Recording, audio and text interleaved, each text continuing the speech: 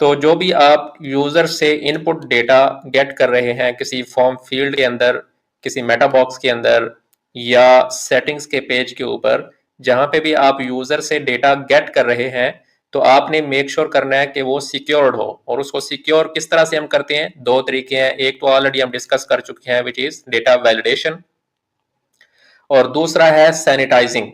ठीक है। अब सैनिटाइजिंग में आप क्या करते हैं कि आप डेटा को क्लीन करते हैं, ठीक है, ताकि उसके अंदर कोई अनवांटेड जो है वो टेक्स्ट या कोई इनपुट जो है वो डेटाबेस के अंदर ना जाए।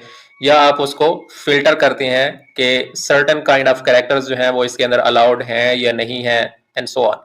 ठीक है। तो यहाँ पे इसने दोनों सिनेरियोज डिस्कस किए हैं कि कब आपने डेटा वैलिडेशन यूज करनी है और कब आपने सैनिटाइजिंग यूज करनी है। डेटा वैलिडेशन आप तब यूज करते हैं जब आपको ये कंफर्म हो कि यूजर जो है वो इसी पर्टिकुलर टाइप का डेटा जो है वो इस इनपुट फील्ड के अंदर एंटर करेगा।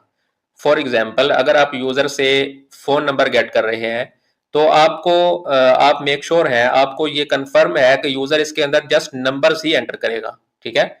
तो उस केस में आप डेटा वैलिडेशन की टेक्निक्स लगाएंगे। ठीक है। या अगर आप फोन नंबर गेट कर रहे हैं तो आपको पता है कि उसकी एक पर्टिकुलर कैरेक्टर्स की लेंथ होगी। ठीक है। तो उस केस में भी आप डेटा वैलिडेशन यूज करते हैं।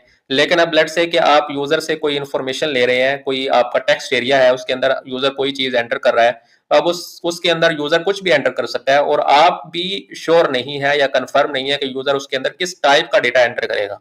तो उस केस में आप डेटा को सैनिटाइज करते हैं, मीन्स के आप उसको क्लीन करते हैं और फिल्टर करते हैं ताकि कोई अनवांटेड जो चीज है वो आपके डेटाबेस के अंदर जो है वो सेव ना हो।